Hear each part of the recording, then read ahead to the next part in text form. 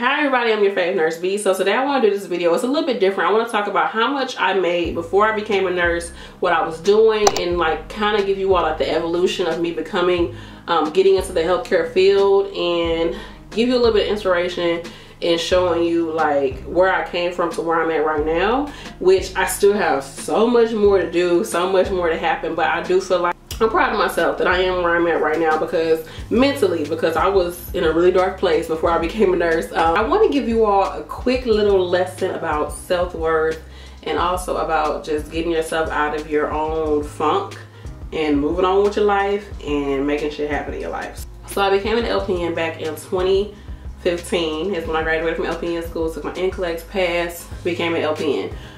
Prior to that, before I even became a nurse, I was a CNA. Okay. Prior to that, I worked at a daycare, but before that, I worked at a oil change place. Yes, I worked at an oil change place, and before that, I lived in New York City. I was young. I was a nanny. I was just being free, young, wild, and free. So when I came back to St. Louis, I was looking for work. I finally got hired at this oil change place. It's actually where I met my husband. It's crazy, but we were just two young kiddos. So I was working there. I was making, for me at the time, it was a decent amount of money. I was making like $9.50 an hour. And I was 19 years old. So this is back in, I was actually turning 20 that year. So this is back in 2010. Y'all, your fave nurse B got fired. Yes, I got fired, y'all. Oh my gosh, I was devastated. Like me, I got fired. Like I'm one of those people who go to work, do what I gotta do, keep it pushing. Like I was just devastated. But an incident happened and I got fired. It is what it is. So that really, like, my freaking self-confidence just plummeted. I just felt like, what the heck? I just felt so low, because I had always worked. Like I worked since I was about 14 years old. And even before that, I used to do stuff and sell candy and do all that at school to make money. Like I've always been like, I want to make some money. Let's get this bag type of girl. It's just been me like my whole life. So to get fired was just, I just felt horrible. And my boyfriend at the time, who was now my husband, he was just like, you know, he was very supportive. We were both young. I still lived with my mom. He lived with his parents at the time. Anywho, that happened, and then like a few months later, my sister had hired me on at her job. She was a director at a daycare. So I came in, and I'm gonna tell y'all what I started off with working at this daycare. I worked with the infants, so like anywhere from like 6 weeks to a year old is the kids that I worked with, which I loved it. I love kids. I love babies. I don't love kids. Let me take that back. Let me retract that. I love babies. So I actually still have freaking statements from working at this job. This check is dated March 30th, 2012. 65 hours, and after tax, I end up making $468 in 2 weeks. $468 in 2 weeks. That's how much I was making. So on average, I was making about $900 a month. So that's that. After working 65 hours. So it wasn't completely full-time, but that's what my check was looking like. Now, I'm gonna show y'all a full-time check. Let me see, because some of these got some overtime on them. I can't believe I still got these checks, y'all. Like, what the heck? Well, I guess just to see where I came from, y'all. But let me show y'all a full-time check. And it's really not that much of a difference. But before that, I had a check that was for 89 hours. And that's a little bit, that's like 9.5 hours of overtime, right? So I made, after tax, $553. So $553 to $468 is really not that much difference, because I worked how many more hours over? So I worked 24.5 hours over and only made a difference of $85 after I worked 24 hours more than what I was freaking working the check before, like after that. So yeah, I was not really making that much money. I don't even know if I got overtime pay, you know. And let me get to my point in this video. I want to show you all what my final check was. So if we actually do the math, let me look at it looking at my actual gross pay or my net pay, which I gave y'all the explanation of what the difference between net and gross is. If you all missed it, the difference between net pay and gross pay. Net pay is like, it's a net, like they, oh, we got you, we caught you, we taking all your money. The net pay is before they come with the net to take all your money, which is before taxes. Gross pay is, oh my goodness, I feel so gross. Like, how the heck did I go from making this amount of money to this amount of money? Gross pay is how you feel after you realize how much they took out in taxes. That's the difference between net pay and gross pay, in case you all missed it in my last video about money. All right, so I did the math with the most amount of hours that I worked at that job.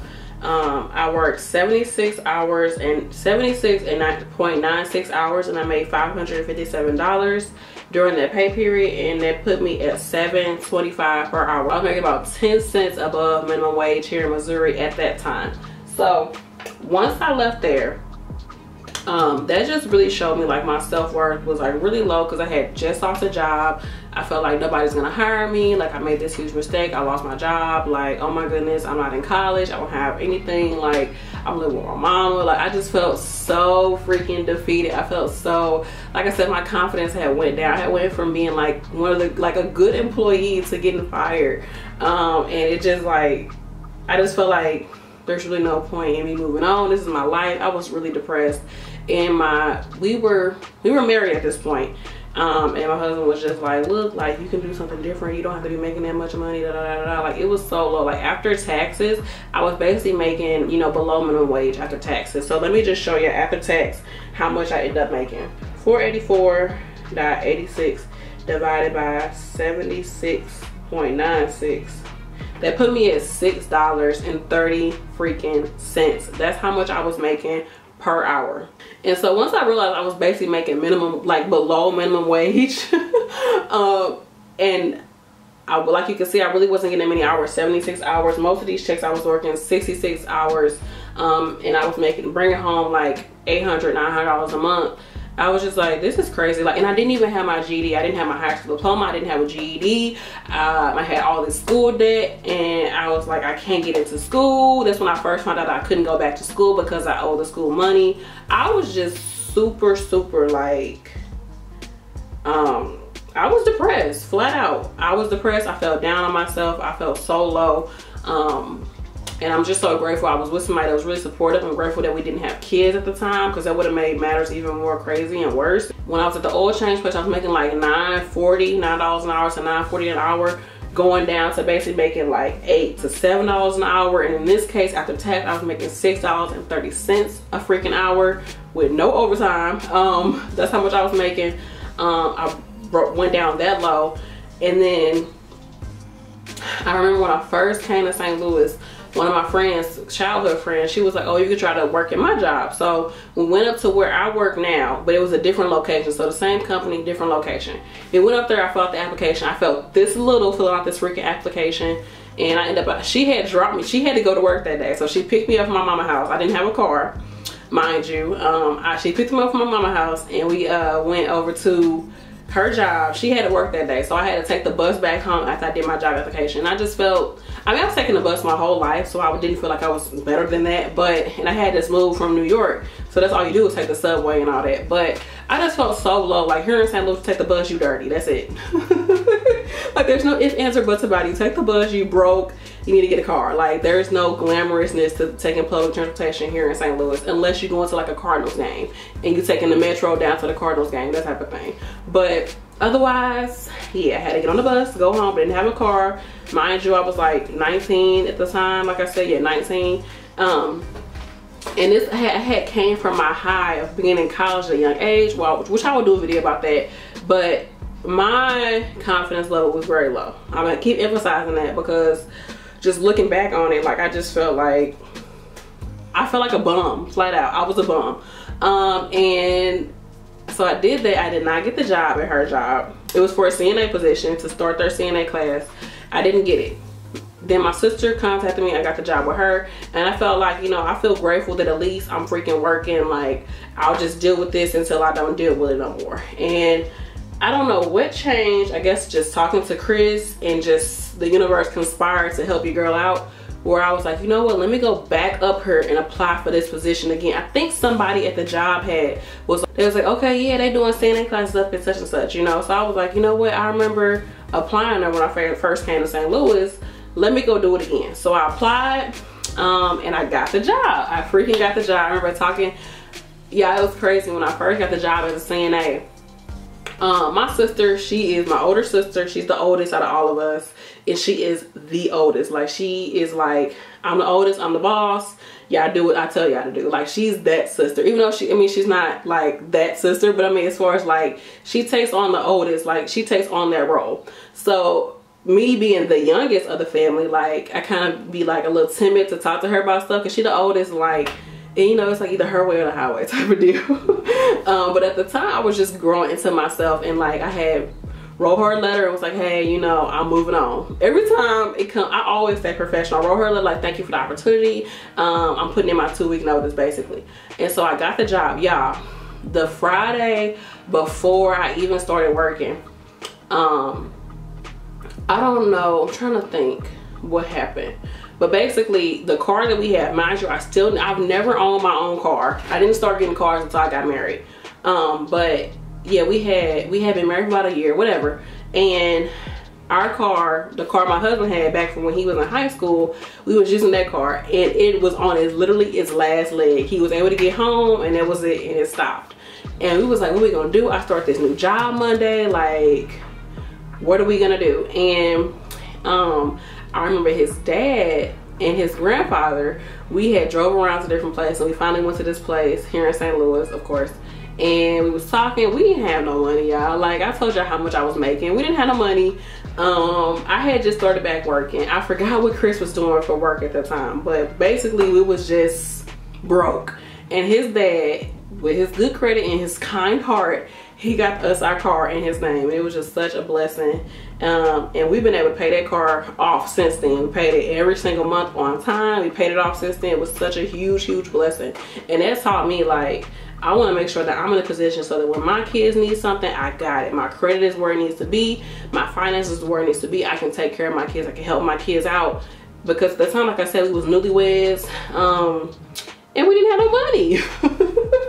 And so his dad was just so blessed. I remember his granddad was like, because when it came to the point where it was like, okay, she can't get it under her name and he can't get it under his name, like, you're gonna have to get it under your name, basically. But of course, they can't really tell you that. They have to kind of be like, yeah, you can just get this car and they can drive it type of deal. But anywho, his granddad was like, well, we did it for y'all, so yeah, you need to do it for them. Basically, like, we helped y'all out, so you need to help them out too. So it was just, I was just like, wow, it was just such a huge blessing. But that taught me that this is what I want to be able to do for my kids. So I started working as a CNA, and I'm gonna show you all what the price difference was between working at the working with children to working as a CNA. So my first check, I believe this is my first check. Of course, I had to take the classes to do CNA. This is from freaking September 20th, 2012. Wow. I worked 79.75 hours, making $8 an hour as an NAT or a nursing assistant in training. So I was doing my classes to become a CNA. And my check after tax came to $638. And that was working basically working 80 hours. So that was coming from working like 77 hours to making 80 hours to working 80 hours. I made $638 after tax. So the difference was I made $154 more on my next check compared to where I was at working with the children. Looking at my first CNA check, I believe it's my first one, I worked 80 hours total, and after tax I was at $800. So I had went from making like $480 a week every 2 weeks at my working at the daycare to making $800 every 2 weeks. So you all might, like, looking at the actual number, you're like, girl, you still wasn't making no money, but that leap was a big difference. So I was making $640 more a month going from where I was at working with my sister, afraid to leave that job because I felt like I wasn't good enough, felt like I wasn't, you know, oh, nobody's gonna hire me, I got fired. I was still stuck on that, nobody's gonna hire me, to my husband being like, look girl, we need to make some more money. $640 more a month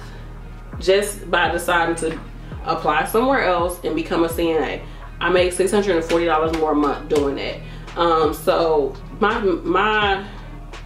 spiel here is just to say, like, stuff happens. You might not have your GED. You might not feel like you're smart enough, feel like you qualified to do it, feel like, oh, I don't know if I should try it, I don't know if I should do it, will I be able to do it, I don't know. And this is just going to become a CNA. You know, I was able to make that much more money from where I was at. Granted, your girl wasn't making that much to begin with at the other place, and I wasn't getting any hours for real, but I made more money. And I'm glad that I was with somebody that told me, like, look, you're worth it, you're a good worker, you can do this, just put yourself out there again and look for something better, because who knows where I would be right now if I had not taken that first step to become a CNA. Because becoming a CNA inspired me to become an LPN, and being an LPN has opened me up to do everything with YouTube, everything else that I'm working on behind the scenes for you all, and then moving forward to become an RN. So I just say all that to say, take that first step, believe in yourself, but you have to value yourself more, value what you bring to the table. And you might not know how everything is going to work out, but just take that first step. If you want to go into healthcare, go into healthcare. Start off as a CNA. Do whatever you have to do, and make it possible for yourself. That's just my advice. And like I said, my confidence level was so low. And the best way to build confidence is to try something new, to do something out of your comfort zone, do something that you're not really sure how it's going to work out. Just do it. Literally, just do it. Like, you have to Nike it out and just do it. I'm telling you, your confidence will grow up more and more and more. Quiet as it's kept, I freaking had that CNA position without having my GED. And you know you're supposed to have your GED to be a CNA. So I was doing that, and had I been like, oh, I'm about to wait till I get this GED, who knows how long it would have took me, because I started this job, my GED of November 2013, and I started this job in September 2012. So I got my GED a year later, and then a few months after that is when I went for my LPN. So that's that. Put yourself out there, make stuff happen for yourself. Surround yourself with people who are here for you. Your inner circle has to be strong, honey. It has to be strong. Even if your inner circle is just your fave nurse B, emailing me and me sending you some good vibes, giving you some good, advice, or just somebody you can talk to.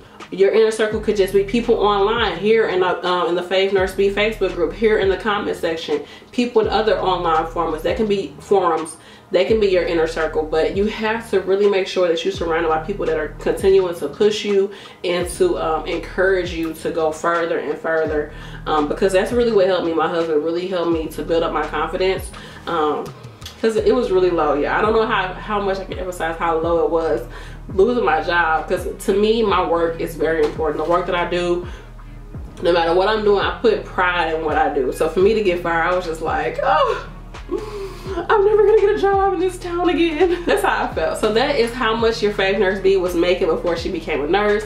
That's my story of how life was before I became a nurse. Well, thank you so much for watching. Let me know in the comment section, where are you at in your life right now? Are you in healthcare? Did you just start? Are you thinking about doing it? Are you not making enough at your job? How do you feel? How is your confidence? What are you doing to build that confidence as far as your career and making more money for yourself and valuing yourself? You are enough. You deserve more money. You deserve more responsibilities. You deserve a better education. You deserve a better life. Like, it's here for you. It really is. Believe in yourself, y'all. I know it sounds real like after school special like, but it starts with you. It really does start with you, and making sure you have a really good circle. Okay. All right, you all. Thank you so much for watching. I really appreciate your views, your likes, your comments, and also you all sharing my content. If you're interested in knowing more about how much I get paid as a nurse or any more money videos, go ahead and watch these two videos and let me know what you think about them. Peace.